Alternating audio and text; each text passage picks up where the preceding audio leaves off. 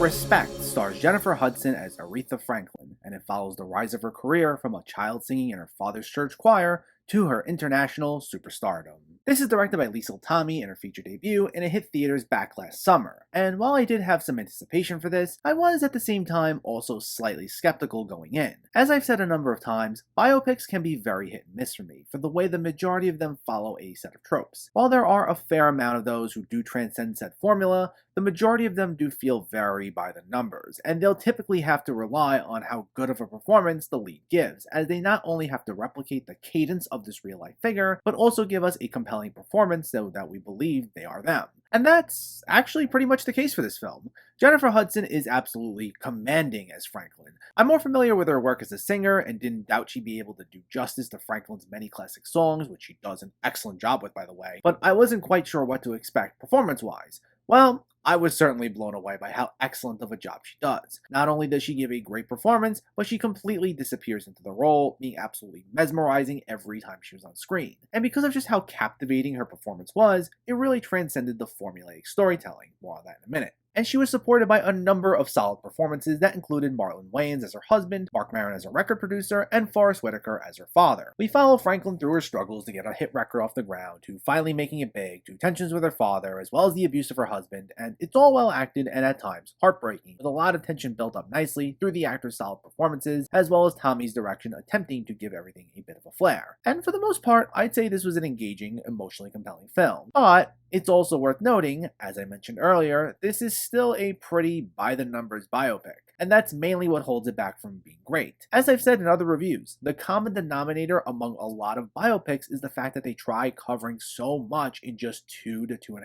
hours, and as a result, they feel like nothing more than a greatest hits of that person's life. And while I think for the most part this did more right than it did wrong, it ultimately can't escape its genre trappings, and that's actually really the only major criticism I had for it. While some moments captured are truly powerful, like some of the interpersonal conflict with both Wayans and Whitaker, there are also just moments that feel like they're glossed over, filled with all the usual montages and time jumps, like when we see the trajectory of Franklin's career. And even with that, the film still feels a bit on the bloated side with its 2.5 hour runtime, which does start to wear on you as it goes on. But despite playing into a lot of the usual tropes that we see with these movies, Respect is actually a little better than your average biopic. The film mainly works due to its performances, in particular Jennifer Hudson, but everyone is absolutely committed, which helps elevate some of the more generic material, along with Liesl Tommy's stylish direction. While it doesn't reinvent the wheel, it still provides a quality biopic that does justice to the larger-than-life Franklin.